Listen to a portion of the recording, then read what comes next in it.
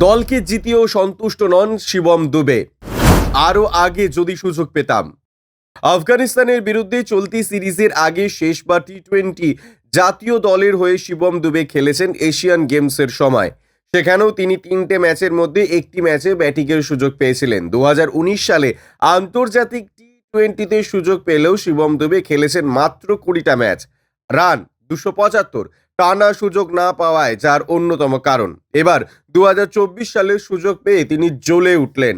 আইপিএলে তাকে বড় অঙ্কে দলে নিয়েছেন ধোনির চেন্নাই সুপার কিংস। তাকে যুবরাজ সিংয়ের জায়গায় দেখতে চেয়েছিলেন ধোনি। চোট আঘাত অফ ফর্মের সঙ্গে লড়াই করে দুবে এবার জাতীয় দলের জায়গা পাকা করার দিকে এগিয়ে যাচ্ছেন এবং এটার জন্য তিনি বেছে নিয়েছেন আফগানিস্তান সিরিজকে। পরপর 2টো ম্যাচে তিনি সেরা হলেন। দ্বিতীয় ম্যাচে তিনি 63 রানে অপরাজিত থাকলেন। নাবিকে তিনি এই ম্যাচে পরপর 3টে 6 মারেন।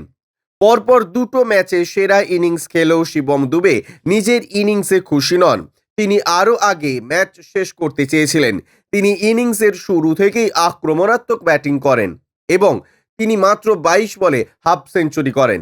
সেখানেই তিনি রানের গতি ঠিক করে দেন। শেষ পর্যন্ত তিনি অপরাজিত থাকলেন 63 রানে। 5টা 4 ও 4টি 6 ছিল তার ইনিংসে। 2টো ম্যাচেই তিনি শেষ করেন রিঙ্কু সিংয়ের সঙ্গে। ম্যাচের পর তিনি বলেন, অধিনায়ক খুব খুশি। উনি আমাকে বলেছেন তুমি খুব ভালো খেলেছো। আমিও যশস্বী, দুজনের খেলার ধরন এক। ফলে আমরা জানতাম কি করতে পারি। আমি স্পিনারদের মারতে চাইছিলাম, তবে আমরা পরে আলোচনা করি আক্রমণে গিয়ে দ্রুত ম্যাচ শেষ করতে। আমরা মাথায় কোনো টার্গেট রাখিনি, তবে আমরা আগে সুযোগ পেলে ম্যাচ শেষ করতে পারতাম।